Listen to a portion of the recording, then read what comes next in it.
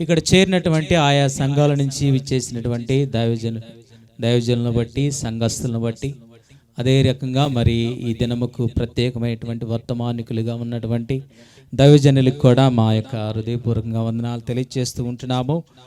నేను చిన్నప్పటి నుంచి వారిని టీవీలో చూస్తూ ఉంటాను.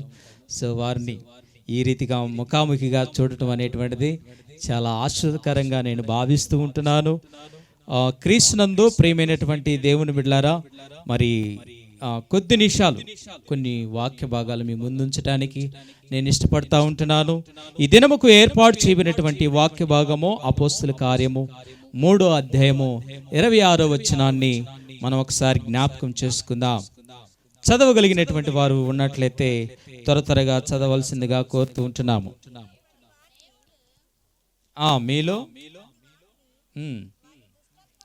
మీలో ప్రతి వాని దుష్టత్వం నుండి మళ్లించుట వలన వారిని ఆశీర్వదించుటకు ఆయనను మొదట మీ యొద్దకు పంపినని చెప్పాను. చాలండి. క్రీస్తునందు ప్రియమైనటువంటి దేవుని బిడ్డలారా, ఉదయాన్నే వార్తల్లో చదివితే, టీవీల ముందు మనం చూసినట్లయితే, మొబైల్లో మనం చూసినట్లయితే, ఈయన వాడిని చంపారు, ఆమె ఈయన్ని చంపారు అనేటువంటి వార్తలు మనం చూస్తూ ఉంటున్నాము. అది స్త్రీలలో కావచ్చు, పురుషుల్లో కావచ్చు, అనేకమైనటువంటి యవనస్తుల్లో మనం చూస్తూ ఉంటున్నాము. కానీ క్రీస్తునందు ప్రియమైనటువంటి దేవుని బిడ్డలారా, ఈ లోకానికి ఆయన వచ్చినటువంటి విధానము ఏంటి అనంటే, ప్రతి మనిషి కూడా దుష్టత్వం కలిగినటువంటి వారిగా ఉంటున్నారు. ప్రతి ఒక్క స్త్రీ కూడా దుష్టత్వం కలిగినటువంటి వారిగా ఉంటున్నారు. కానీ దుష్టత్వంగా ఉండటకు దేవుడు ఇష్టపడట్లేదు. నీవు శాపకరంగా ఉండటానికి దేవుడు ఇష్టపడట్లేదు. నీవు దేవుని యొక్క నీడలో నీవు ఆశీర్వాదకరంగా ఉంచబడటానికి, దేవుని యొక్క నీడలో నీవు బహుబలంగా దీవెనకరంగా ఉండటానికి ఆయన యొక్క ప్రియకుమారుని ఈ లోకానికి యేసు ప్రభు వారిని పంపించినట్టు మనం చూస్తూ ఉంటున్నాం. దేవునికి స్తోత్రం, హల్లెలూయా. కాబట్టి క్రీస్తునందు ప్రేమైనటువంటి దేవుడి బిడ్డలారా, ఇదివరకు కొన్ని యొక్క గ్రామాలలో కావచ్చు, సిటీలలో కావచ్చు, దేంట్లో పురుషులు చాలా క్రూరత్వంగా ఉంటున్నారని చెప్పేసి అనుకుంటా ఉంటారు. కానీ ఇప్పుడు ఎక్కువగా ఎవరిలో సైతాన్ని దూరుతూ ఉంటుందనంటే స్త్రీలలో దూరుతూ ఉంటున్నది. ఎందుకనంటే వాళ్ళు బలహీనులు కాబట్టి, వాళ్ళు ఎక్కువగా ఆరాధన చేస్తూ ఉంటారు కాబట్టి, ఎక్కువగా దేవుడి దగ్గరకు వస్తూ ఉంటారు కాబట్టి వాళ్ళలో దృష్టి పెట్టింది సైతాను. ఇక్కడ ఉన్నటువంటి వారిలో లెక్కేస్తే ఎక్కువగా ఎవరు ఆపడతారండి? స్త్రీలు మాత్రమే ఆగపడతా ఉంటారు. కాబట్టి వీళ్ళు ఎక్కువగా దేవుడి దగ్గరికి వెళ్ళిపోతూ ఉంటున్నారని వారినే దృష్టి పెట్టుకొని వారిని ఏదో ఒక రీతిగా పడేయాలని చూస్తూ ఉంటున్నది. కాబట్టి కొంతకాలం ఇదివరకు కొన్ని టయాల్లో నేను చూసినట్లయితే, కైలాసగిరి అంటే ఆ యొక్క వైజాగ్లో ఉంటుంది. ఒక ఇద్దరు ప్రేమికులు ఇట్టనే ఒక కొండ మీదకి పైకి ఎక్కారంట. ఎక్కి ఆ అమ్మాయి చెప్పింది, కళ్ళు మూసుకొని నీకు ఒక గిఫ్ట్ తెచ్చాను అని అందంట. అంటే అదే రీతిగా ఆయన కళ్ళు మూసుకున్నాడు. అయ్యగారు ఎంత మొత్తుకుండా, అయ్యా కళ్ళు మూసుకోండి అయ్యా, ప్రార్థన చేస్తాను అని అంటే కళ్ళు మూసుకోరు. కానీ అమ్మాయి చెబితే ఆ అబ్బాయి కళ్ళు మూసుకున్నాడు. కళ్ళు మూసుకోగానే బ్లేడ్ తీసుకొని ఆ యొక్క మెడను కత్తిరించిందంట. చూసారా? క్రీస్తునందు ప్రేమైనటువంటి దేవుడు బిడ్డలారా, ప్రతి మనిషిలో కూడా ఎటువంటి దుష్టత్వం కలిగి ఉంటున్నదో అనేటువంటిది మనం ఆలోచన చేయవచ్చు. అంటే స్త్రీలలో కూడా ఎక్కువగా వాడుకుంటున్నది సైతాను. కాబట్టి అటువంటి బంధకాలను తొలగించటానికి ఆయన, ప్రతి మనిషి దుష్టత్వం నుంచి తొలగించటానికి ఆయన ఈ లోకానికి వచ్చాడనేటువంటి విషయాన్ని మనం చూస్తూ ఉంటున్నాము. అదే రీతిగా క్రీస్తునందు ప్రేమైనటువంటి దేవుడి బిడ్డలారా, ఇక్కడ ఉన్నటువంటి వారే కాదు, కానీ అనాది కాలంలోనే ఇది ప్రారంభించబడింది. అది ఏ రకంగా అనంటే 1వ యోహాను రాసినటువంటి పత్రిక 3వ అధ్యాయము 12వ వచనం మనం ఒకసారి జ్ఞాపకం చేసుకున్నట్లయితే, మనము కయ్యను వంటి వారము ఉండరాదు, వాడు దుష్టుని సంబంధి అయి వాడు సహోదరుని చంపెను. చాలండి, థ్యాంక్ యూ. కయ్యోను వంటి వారు ఉండకూడదు, వాడు దుష్టుని సంబంధి. చూసారా, మీ దుష్టత్వం నుంచి తొలగించడానికి ఆయన ఈ లోకానికి వచ్చాడని దేవుని యొక్క వాక్యం చదివిస్తుంది. అనాది కాలంలోనే ఒక ఇద్దరు అన్నాదమ్ముల యొక్క జీవితంలోనే దుష్టత్వం అనేటువంటిది ఏర్పడి ఒకరు వెదుగుతుంటే ఆయన చూడలేక తమ్ముడు దేవుడు ఆయన దీవించాడని, ఆయన తేబడినటువంటి అర్పణ దీవించాడని ఈయనకి కోపం వచ్చిందనట.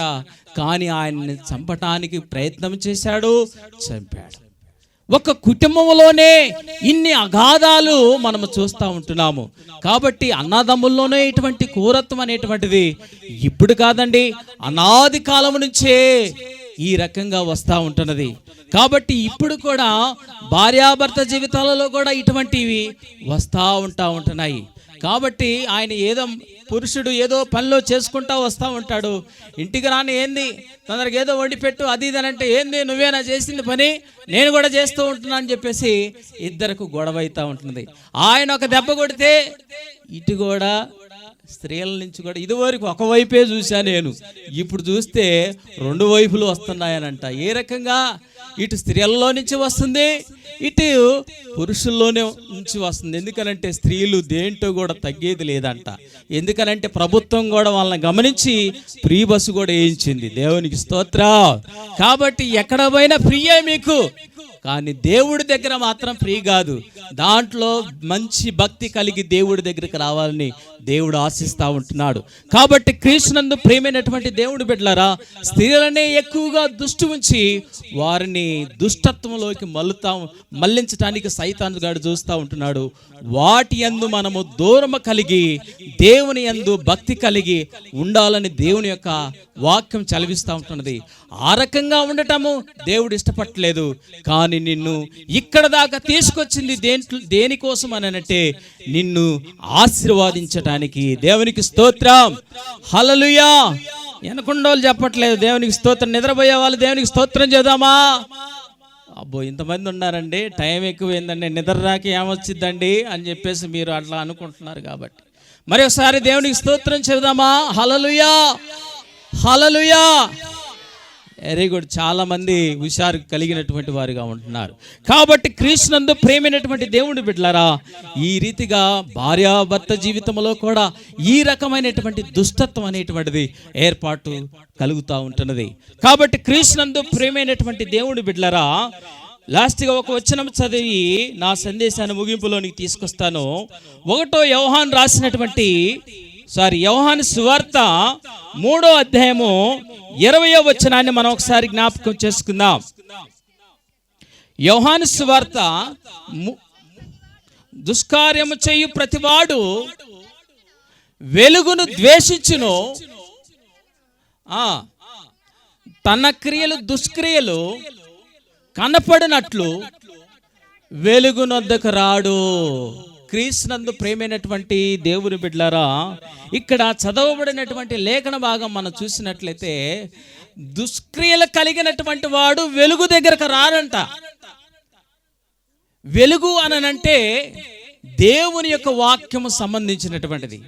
దుష్క్రియలు కలిగినటువంటి వాడు, ఎందుకంటే వస్తే నీ పాపం బయటపడుతుంది కదా, నీ యొక్క విధానం బయటపడిద్ది కదా, నీ యొక్క నడక బయటపడిద్ది కదా, నీ యొక్క విధానం నీ ప్రవర్తన బయటపడిద్ది కదా. కాబట్టి వాడు ఎక్కడికి రాడంట? వెలుగు దగ్గరికి రారంట. కానీ ఇప్పుడు అయ్యగారు మంచి లైటింగ్ ఏర్పాటు చేశారు, మీరందరూ కూడా వెలుగు దగ్గరకు వచ్చారని అంటే మీరందరూ దేవుని సంబంధాలని నేను అనుకుంటున్నాను. దేవునికి స్తోత్రం, హల్లెలూయా. కాబట్టి దైవ సేవకుల గురించి మా కోసం కూడా ప్రార్థన చేయండి. మీరు మా గురించే మేము సరిగ్గా చేసుకోం, కానీ ఇక మీ గురించి కూడా మేము చేయాలంటారా అని అనుకుంటున్నారా? అనుకోవట్లేదా? దేవునికి స్తోత్రం. కొంతమంది తలకి అడ్డంగా ఊపుతున్నారు, నిలువుగా ఊపుతున్నారు, ఎట్టు ఊపుతున్నారు నాకు తెలియదు. మా కోసం కూడా ప్రార్థన చేస్తారా? హల్లెలూయా. దైవజనుల గురించి కూడా మీరు ప్రార్థన చేయాలి. మీ గురించి కూడా ప్రార్థన చేసేటువంటి వారిగా ఉంటున్నాము. కాబట్టి క్రీస్తునందు ప్రేమైనటువంటి దేవుని బిడ్డలారా, ప్రతి మనిషి కూడా దుష్క్రియలు కలిగినటువంటి వారిగా ఉంటున్నారు. అయితే దుష్క్రియలకు సంబంధించినటువంటి వాడు ప్రార్థనా జీవితానికి రాడు, దేవుని యొక్క వాక్యం దగ్గరికి రాడు, దేవుని పరిచర్య దగ్గరికి రాడు. దేవుని యొక్క సన్నిధానం అంటే వాళ్ళు ఎంతో దూరంగా ఉంటారు. అయ్యగారు చెప్పారు, 10 ఊర్ల నుంచే 15 ఊర్ల నుంచే వచ్చారు ఇక్కడికి జనం అని చెప్పారు. 15 ఊర్ల నుంచి ఇంతమంది అని అంటే జనం వచ్చేది మామూలుగా మనం అనుకోవాలంటే. దేవునికి స్తోత్రం. కానీ ఆ ఊరిలో నుంచి మీరు ప్రత్యేకంగా ఎన్నుకోబడ్డారు. దేవునికి స్తోత్రం. ఆ ఊరు నుంచి ప్రత్యేకంగా దేవుడు నిన్ను ఇక్కడికి పిలుచుకొని ఉన్నాడు.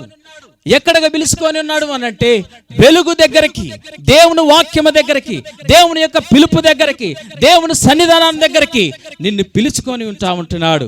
కాబట్టి క్రీస్తునందు ప్రేమైనటువంటి దేవుని బిడ్డలారా, మనం దుష్కార్యములు చేసేటువంటి వారిగా ఉండకుండా మనము పక్కవారిని దీవించేటువంటి వారిగా, దేవుడు వాక్యము చేత దీవించబడేటువంటి బిడ్డలుగా ఉండేటువంటి వారిగా ఉంచబడాలి. కాబట్టి ఒక భక్తుడు అదే రకంగా ఆయన ఒక దుష్కార్యంగా ఉండి దుష్కార్యం పనులు చేస్తూ పశ్చాత్తాపపడి ఆయన ఒక పాట రాశాడు. ఏమనంటే, అపరాధినై అంధుడనై అపవాదితో అనుచరుడనై, అపరాధినై అంధుడనై అపవాదితో అనుచరుడనై సంచరించితి చీకటిలో వంచను చేసితినందరినో, సంచరించి చీకటిలో వంచన చేసితినందరినో, వంచన చేసితినందరినో.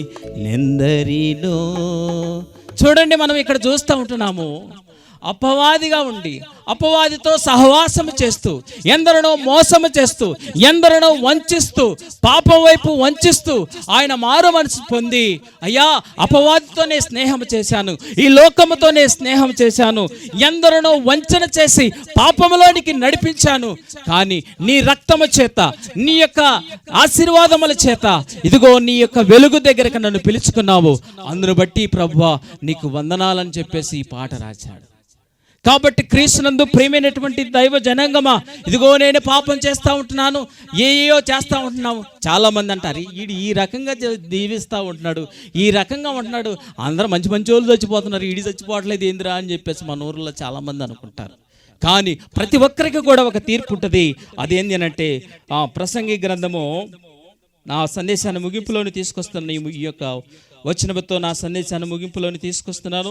ప్రసంగి 8వ అధ్యాయము 14వ వచనము.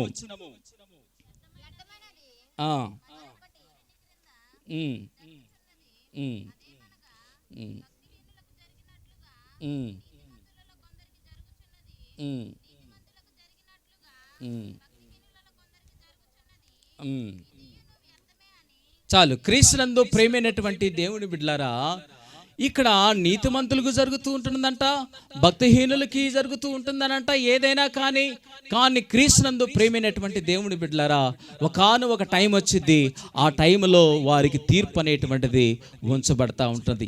కాబట్టి క్రీస్తునందు ప్రేమైనటువంటి దేవుని బిడ్డలారా, నిన్ను నన్ను ఏర్పాటు చేసుకొని ఇంతవరకు దేవుడి దగ్గరికి తీసుకొని వచ్చాడు అని అంటే అది ఎంతో దీవెనకరము, ఎంతో ఆశీర్వాదకరము. కాబట్టి దేవుడిలో నువ్వు ప్రత్యేకించబడినటువంటి వాడవు. కాబట్టి దేవుడు ఈ లోకానికి వచ్చింది ఎందుకు అనంటే, నీ దుష్క్రియలను పక్కన పెట్టి దాన్ని దూరం చేసి నిన్ను ఆశీర్వాదించడానికి ఆయన ఈ లోకానికి వచ్చారు. ఇక్కడికి వచ్చిన వారిని అందరిని బట్టి దేవుడు సంతోషపడతా ఉంటున్నాడు. ఇక్కడికి వచ్చిన వారిని అందరిని బట్టి దేవుడు దీవించబోతా ఉంటున్నాడు. నమ్మినట్లయితే నువ్వు చప్పట్లు కొట్టి దేవుడి నామాన్ని మహింపరచు. హల్లెలూయా. ఇప్పుడే డ్వాక్రా మహిళకి 10,000 పడ్డాయంటే నువ్వు ఎంత సంతోషంగా ఉంటావు చెప్పండి. దేవునికి స్తోత్రం. గట్టిగా కొట్టండి అండి. మీకు అకౌంట్లో 10,000 పడ్డాయని మీ డ్వాక్రా లీడర్ ఫోన్ చేసి చెప్పిందనంటే ఎంతగానో ఆనందపడతా ఉంటారు కదా. కానీ దేవుడు పరలోకము నుంచి నిన్ను దీవించడానికి, ఇక్కడ చేసేటువంటి ప్రార్థనలన్నీ కూడా వినటానికి సరిసిద్ధంగా ఉన్నాడు. కాబట్టి చిన్న ప్రార్థన చేసి ఈ యొక్క వాక్యాన్ని నేను ముగిస్తూ ఉంటున్నాను. దేవానికి స్తోత్రం ప్రభువా నాయన. నీ దయగల నామాన్ని బట్టి వందనాలు, స్తోత్రాలు ప్రభువా. చేరినటువంటి ప్రభువా బిడ్డలను బట్టి నీకు వందనాలు ప్రభువా. అయా ప్రభు వచ్చిన దైవజనులను బట్టి నీకు వందనాలు ప్రభువా. ఈ కూటాన్ని ఏర్పాటు చేసినటువంటి అయ్యగారిని బట్టి నీకే స్తోత్రాలు ప్రభువా నాయన. అయా నీకే వందనాలు ప్రభువా. చెప్పబడే వాక్యము మా హృదయంలో నీరు కట్టి అయా మా హృదయంలో ఫలింపు అనేటువంటిది అయా దయచేసి మీరే మహిమ తెచ్చుకోమంటూ ప్రార్థన చేస్తూ ఉంటున్నాం ప్రభువా. అయా నీకే స్తోత్రాలు ప్రభువా. దుష్టత్వంలో ఉండటానికి ప్రభువా నాయన మీరు ఇష్టపడక ప్రభువా ఈ లోకానికి నన్ను దీవించడానికి వచ్చారు, నన్ను ఆశీర్వాదించడానికి వచ్చారు ప్రభువా నాయన. నీకే స్తోత్రం ప్రభువా నాయన. ఈ రాత్రికాల సమయంలో మా దుష్టత్వాన్ని తొలగించుకొని ప్రభువా నీ పాదాల చెంతకు వచ్చి ప్రభువా నాయన అబ్బా తండ్రి అయినా మొరపెట్టుకునేటువంటి కృప ప్రభువా మాకును ఇక్కడ చేరినటువంటి నీ బిడ్డలందరికీ కూడా అట్టి కృపా ప్రభువా నాయన ప్రతి ఒక్కరికి ప్రభువా దయచేయటానికి సహాయం దయచేసి మీరే మహిమ ఘనత ప్రభావాలు పొందుకోండి ప్రభువా. అయ్యా నాకంటే ఇంకా ముందు చెప్పబోయేటువంటి దైవజనులను నీ చేతికి అప్పచెబుతూ అయా ప్రభువా నాయన నడిపించుకోమంటూ నీ వాక్యము చేత అయా మమ్మల్ని మేము తగ్గించుకుంటూ నీ నామాన్ని హెచ్చిస్తూ త్వరలో రానున్న యేసు క్రీస్తు పరిశుద్ధ నామమున ప్రార్థించి అడిగి వేడుకుంటున్నాను మా తండ్రి. ఆమేన్. థ్యాంక్ యూ అయ్య గారు. Thank you.